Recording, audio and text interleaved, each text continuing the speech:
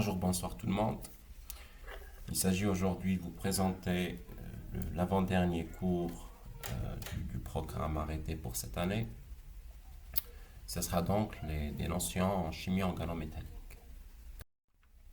Tout d'abord, on va définir ce que c'est la chimie organométallique. La chimie organométallique est une branche de la chimie qui est à la frontière de la chimie organique et de la chimie inorganique. Donc cette chimie, elle va étudier tous les composés qui contiendront au moins une liaison entre un atome de carbone et un atome métallique. Donc tout composé chimique qui contiendrait ce type de liaison sera considéré comme organométallique. Il ne faut pas confondre, par exemple, un composé organométallique et du complexe de coordination qui peuvent contenir une partie organique et une partie non organique, mais où le métal, par exemple, serait lié à un autre groupe, à un groupe amine, par exemple, ou à un groupe alcool, etc. Donc, à strictement parler, un composé organométallique doit contenir cette liaison-là. Maintenant, le métal en question peut être un métal du bloc S, un métal du bloc P, un métal du bloc D, un métal du bloc F. Et en fonction du métal, bien sûr, les propriétés du composé organométallique peuvent changer grandement. Et comme on va le voir par la suite, ça serait en rapport avec la stabilité des composés, leurs propriétés, etc. Maintenant, on peut aussi considérer les composés qui contiennent une liaison entre un carbone et un élément semi-métallique comme étant un composé organométallique. Les semi-métaux, rappelez-vous, quand on a étudié le tableau périodique, il s'agit des éléments qui vont séparer les métaux des non-métaux dans le tableau périodique. Pour ce qui est de l'atome de carbone va faire partie d'un ligand organique généralement, mais également on va inclure les ligands qui se présenteront sous forme de groupe carbonyl ou bien de groupe cyanure qui sont à proprement parler inorganiques. Parlons maintenant des ligands et de leur classification. Un ligand donc est un atome ou une molécule, c'est généralement une molécule qui peut être chargée au neutre en fonction des cas, qui sera capable de se lier à un atome central, souvent métallique. Donc la structure d'un composé organométallique va se déployer autour d'un métal central. Le ligand auquel appartient l'atome C donc, va être souvent un groupe alkyle, alcène, alcyne, aromatique, cyclique, hétérocyclique ou bien un carbonyle, un cyanure aussi, comme on l'a déjà dit. Et pour chaque nom de groupe, on a une abréviation. Ceci va entrer dans le cadre de la nomenclature des composés organométalliques. Donc, en plus d'une liaison métal-carbone, carbone-métal, l'atome métallique peut être lié à d'autres ligands. Donc, il n'est pas strictement parlé question d'une liaison carbone-métal toute simple, mais on peut avoir des structures des plus simples aux plus complexes. Là, comme vous voyez sur cet exemple, il s'agit de ce qu'on appelle le dichlorure de titanocène. Donc ce composé fait partie de la famille des métallocènes. C'est une famille qu'on va voir par la suite, famille très importante. Et donc là, le titane, il est lié à 2 carbones. En fait, il est lié, dans cet exemple, à 5 carbones du, du groupe cyclopentadienyl. Donc, on a ici 5 liaisons. Ici, on a 5 liaisons. Et également, le titane, il va se lier à d'autres atomes autres que le carbone. Ici, 2 anions chlorure. Maintenant, on va introduire la notion d'hapticité. Qu'est-ce que c'est l'hapticité? L'hapticité, c'est le nombre d'atomes de carbone qui vont être liés directement au métal. Donc, elle est symbolisée par la lettre grecque eta, qui va être écrite eta avec un exposant n, où n renvoie au nombre d'atomes de carbone en question. On va prendre quelques exemples pour comprendre. Donc, prenons l'exemple du ferrocène. Le ferrocène étant la dénomination, disons, courante ou simplifiée de ce composé chimique. Le ferrocène s'écrit eta 5 avec un exposant de 5, tiré Cp pour regroupement cyclopentadienyl, donc cyclopentadienyl fois 2, parce que ici, comme vous le voyez, on va avoir 2 groupes cyclopentadienyl qui sont liés à un atome de fer. Donc en réalité, si on veut déchiffrer cette formule, donc on a un groupe cyclopentadienyl qui va être lié à l'atome de fer avec une hapticité de 5. C'est-à-dire que chaque atome de carbone du groupe cyclopentadienyl va être directement lié à notre atome central qui est le fer. Le tout fois 2, parce que tout simplement on a 2 groupes cyclopentadienyl. La liaison, au lieu de dessiner un trait reliant chaque atome de carbone à l'atome central, il va être simplifié en dessinant un simple trait démarrant du centre du cycle qui va être directement lié à l'atome de fer et ce des 2 côtés. Prenons d'autres exemples. Imaginons une molécule de benzène qui va être liée à un atome métallique.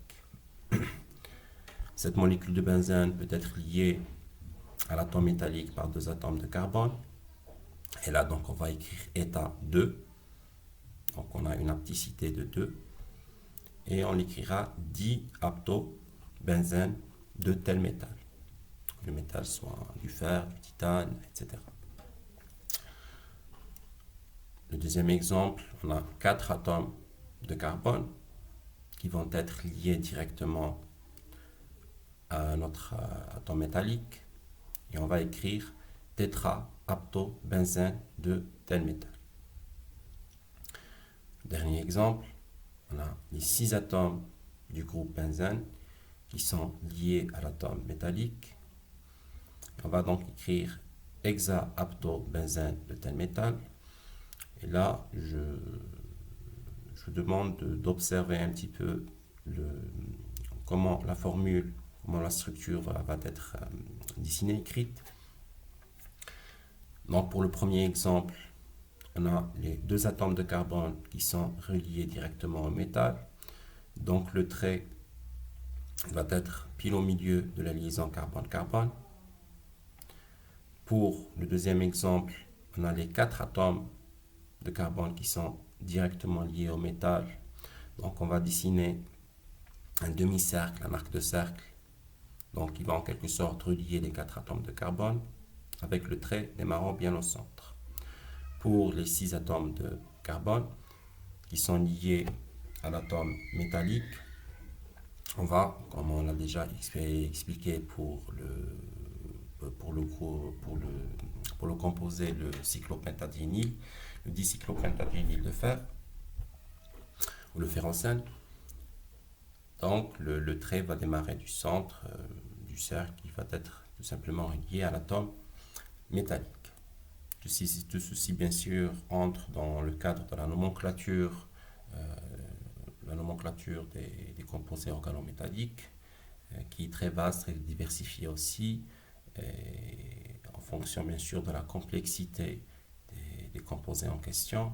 Il faut savoir que la complexité elle peut partir, c'est-à-dire on peut avoir tous les cas de figure, des composés les plus simples aux composés les plus complexes. Essayons maintenant de classer les composés organométalliques. La classification peut être faite selon la nature du ligand, comme elle peut être faite selon la nature du métal en question. Donc, essayez toujours de garder en tête qu'un composé organométallique, c'est tout simplement un composé qui contient une liaison carbone-métal. Donc, la classification peut dépendre de la nature du ligand, donc auquel appartiendra l'atome de carbone, ou bien selon la nature du métal en question. On va commencer selon la nature du ligand. On peut parler de composés organométalliques simples ou bien de composés organométalliques mixtes. Un composé organométallique simple, donc toutes les liaisons sont de type carbone-métal, des ligands organiques, ou bien ça peut être des composés organométalliques mixtes. Donc on va avoir au moins une liaison carbone-métal, plus d'autres liaisons, une ou plusieurs, entre un élément E et le métal. Si on prend l'exemple, par exemple, du diapto, du tétraptobenzène, les exemples qu'on venait de voir, là, il s'agit d'un composé organométallique simple. Par contre, si on prend l'exemple du dichlorure de titanosène, là, on a vu que l'atome de titane il est lié à deux ligands cyclopentadienyl et deux atomes de chlorure, donc deux atomes de chlore. Et là, donc, il s'agit d'un composé organométallique mixte. Maintenant, la classification qui est faite selon le métal. Donc, on a les organométalliques du groupe principal. Donc, le groupe principal ou bien le bloc principal, ce sont les blocs S et le bloc P. Généralement, ces composés vont avoir des liaisons simples, donc sont caractérisés par des liaisons simples de type sigma entre le carbone et le métal. On va avoir un caractère ionique prononcé parce que les métaux en question sont des métaux alcalins ou alcalino-terreux avec des électronégativités très basses. Donc la différence d'électronégativité entre le carbone et le métal en question va faire que le carbone va apporter la charge négative, en quelque sorte, à la liaison. Et généralement aussi, il faut savoir que ces composés sont instables.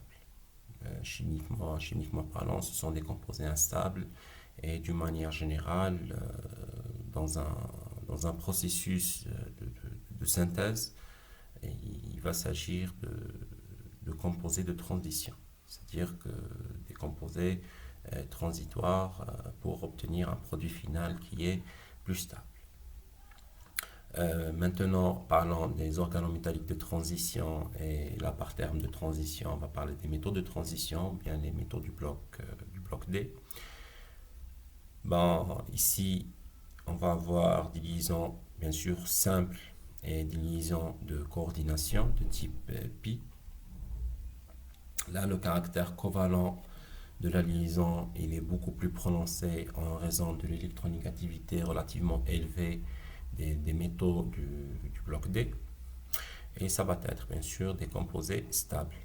Ce qui explique un petit peu que les organométalliques de transition constituent les composés organométalliques les plus intéressants en termes d'application, en termes de recherche aussi, et ça touche un petit peu tous les domaines parce que pour pouvoir exploiter un produit, il faut que ce dernier doit être stable chimiquement, puisse être conservé, transporté et manipulé sans que ça vous explose au visage, voilà, entre autres choses. Parlons maintenant de la notion de stabilité, justement.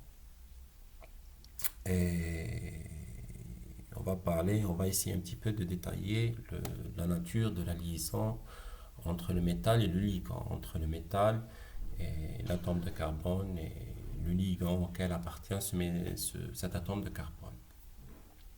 Les métaux sont généralement, pourquoi on dit généralement? Parce que vous trouverez toujours des exceptions.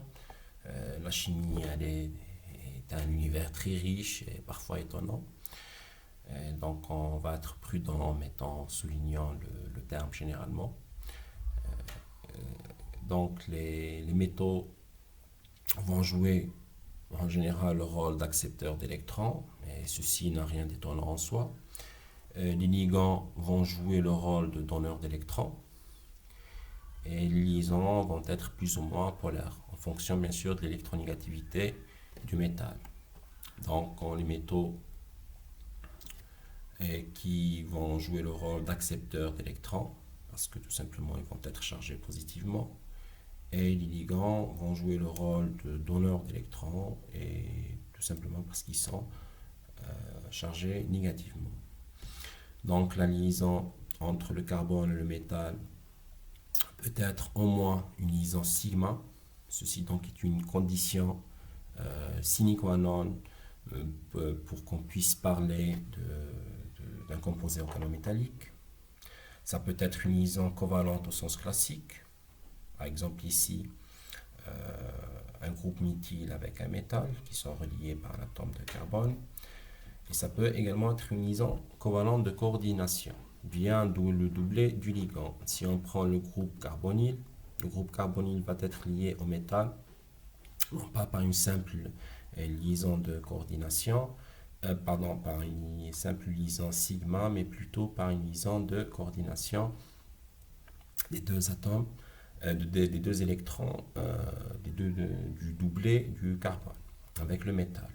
Ici, bien sûr, le métal ne pourrait être qu'un métal de transition, un métal du bloc D, généralement.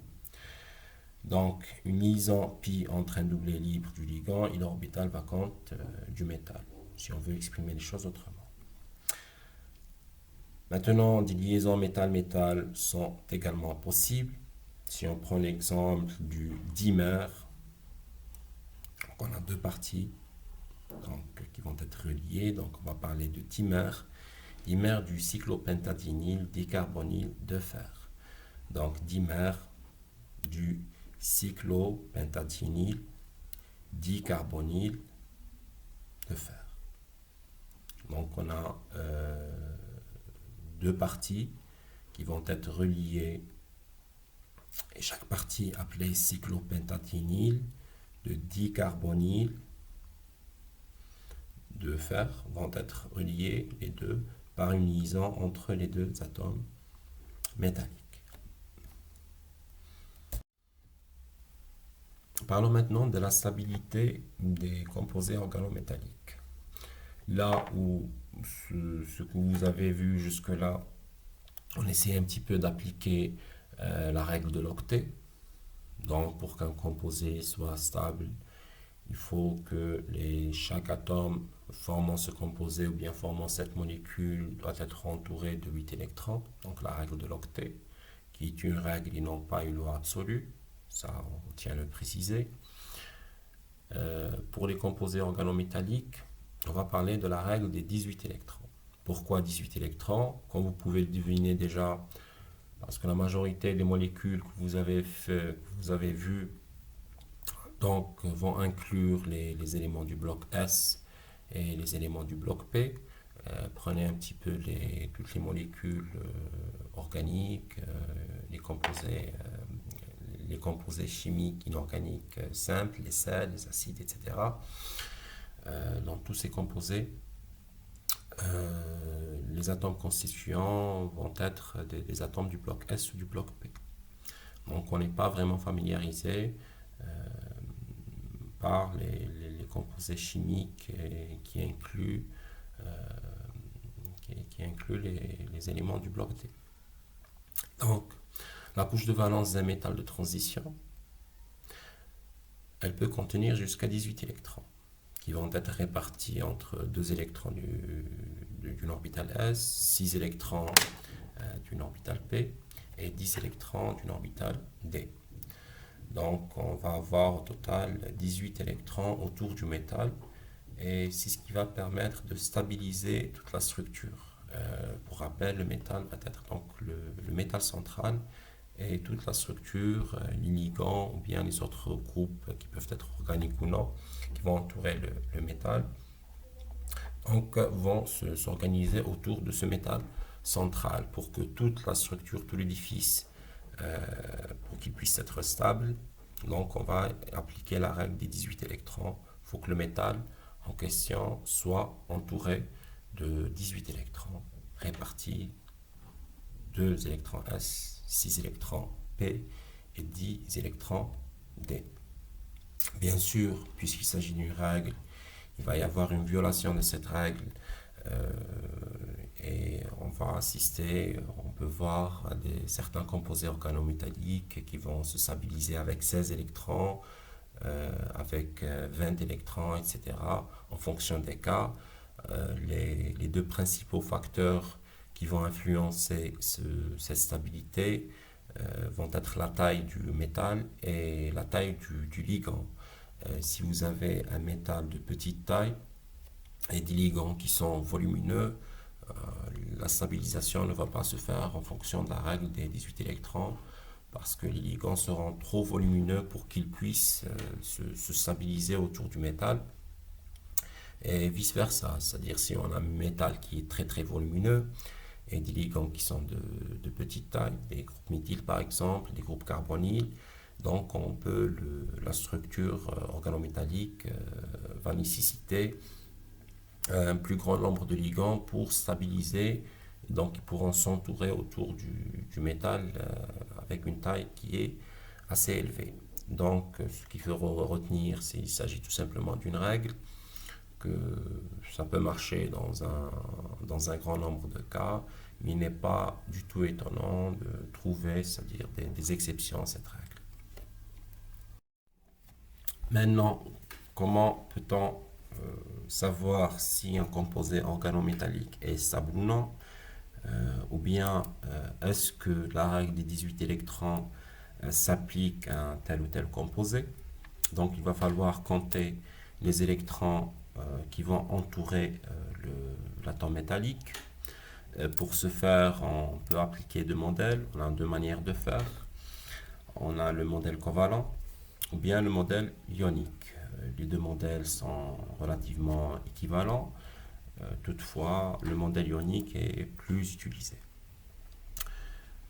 Pour ce qui est du modèle covalent, il va falloir considérer les deux intervenants dans la structuration, dans la formation plutôt du composé organométallique, à savoir le métal, l'atome métallique et le ou les ligands comme des espèces radicales neutres.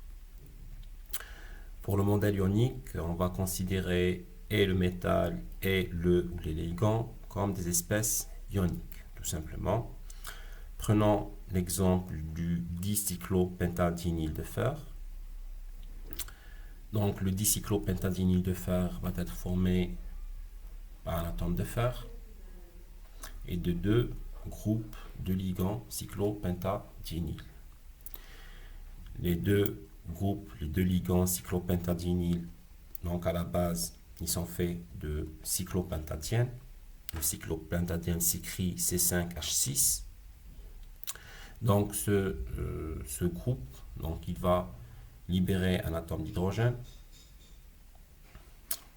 et le ligand en question va se lier par la suite à l'atome de fer.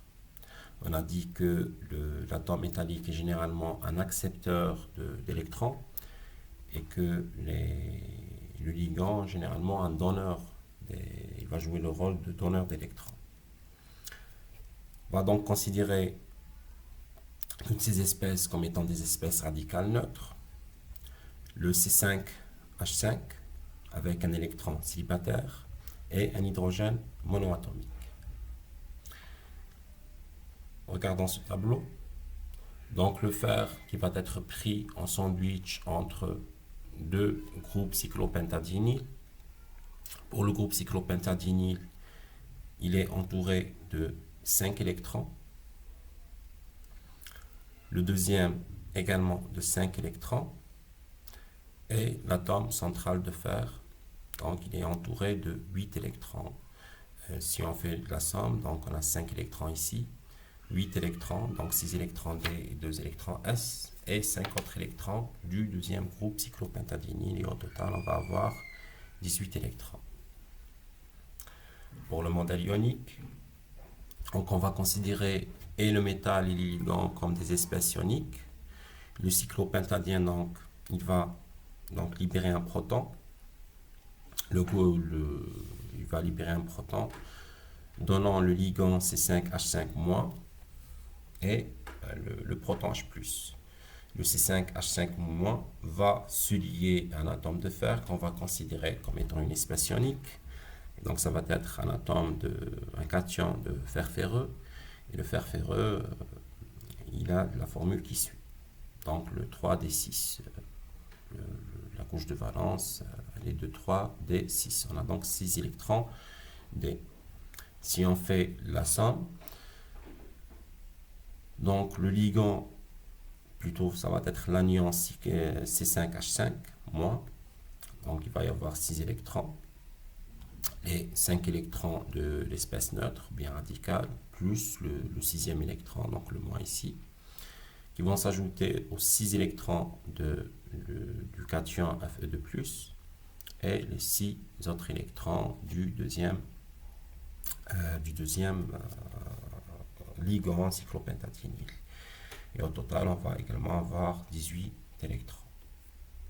Donc les deux modèles sont équivalents, et seulement sera donc le deuxième, le modèle ionique, est plus facile à appréhender et plus intuitif aussi.